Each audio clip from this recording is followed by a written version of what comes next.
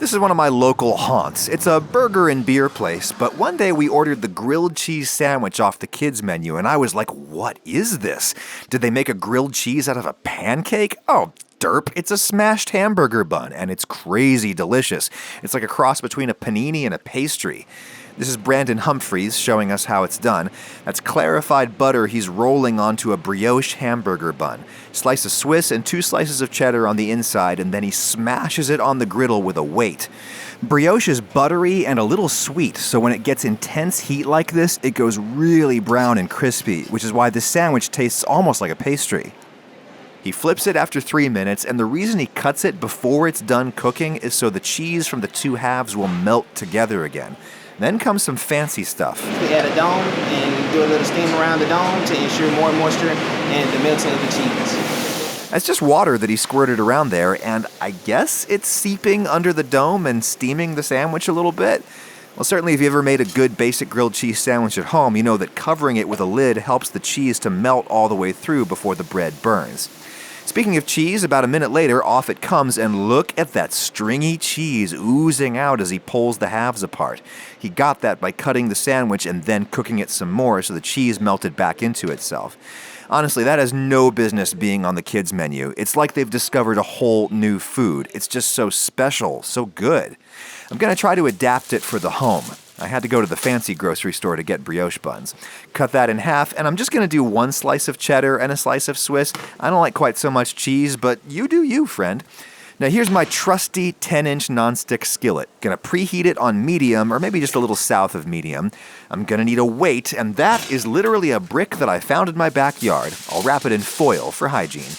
Melt a little butter in the pan. I'm not going to bother clarifying butter like they do at Okmulgee. They have a really hot grill, so they need to worry about the milk solids burning. That's why they take them out, but I don't think that we need to. When the butter's looking a little fizzy, I'll lay in the sandwich, and on goes the brick. Really smash it in. I don't think that you need to do anything fancy with domes or steam. Between the brick and the walls of this pan, this is a pretty enclosed cooking environment. You can see the cheese melting easily there, maybe a little bit too much. I cooked it 5 minutes on the first side, probably too long, though boy, look at that gorgeous color. Then, rather than using a dome, I'm just covering it back with the brick again, cooking it for another 3 minutes. Really pretty color on both sides, super crispy. I'm just cutting it after the cooking is over because I don't really care if my cheese oozes.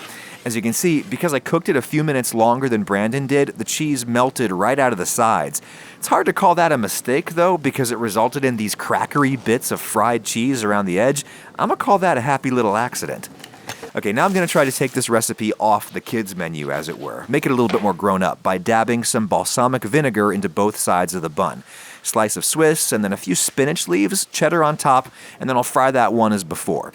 My pan is a little hotter at this point, so I can try cooking it for less time. That was 3 minutes on side A, 2 minutes on side B, and you can see I lost a lot less cheese out of the sides this time.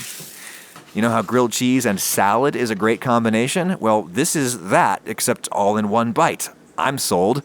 Now let's try a more substantial version. Good layer of mustard goes on the top bun, then some dill pickle slices on the bottom, 2 slices of Swiss cheese, no cheddar, and then some Serrano ham, 2 slices. You could use prosciutto instead. Now what we've got going here is basically a super thin Cuban sandwich. I'm just looking to see that cheese melting before I flip these. That was 4 minutes on side A and 2 on side B. And I'm very, very excited to eat that. But let's make one more. This one's for Lauren. She loves breakfast sandwiches. Beat 1 egg in a bowl, put in a little pepper and a pinch of salt. Then, in some butter, we're going to make a little half omelet. Pour it in and stir it until an even curd forms. Tip the pan around to let egg run into the gaps, and I'm being sure to shape this into a half moon. I'll flip it over onto itself so that I've got a quarter omelet, and it should be really runny inside because it's going to get cooked again, and we don't want it too dry in the end. Butter, bottom bun, and this time I'm going to use grated cheddar because I don't want too much cheese, but I do want it on both sides. Omelet, cheese, top bun, and with this one you got to gently lay the brick on. If you press down on it, it would squeeze the runny egg right out of the sides.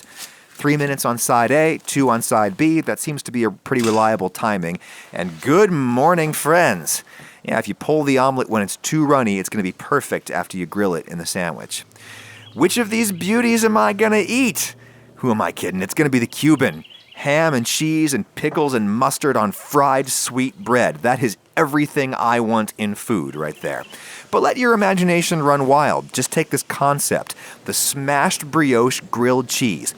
The cupcake shops, this should be the new fad.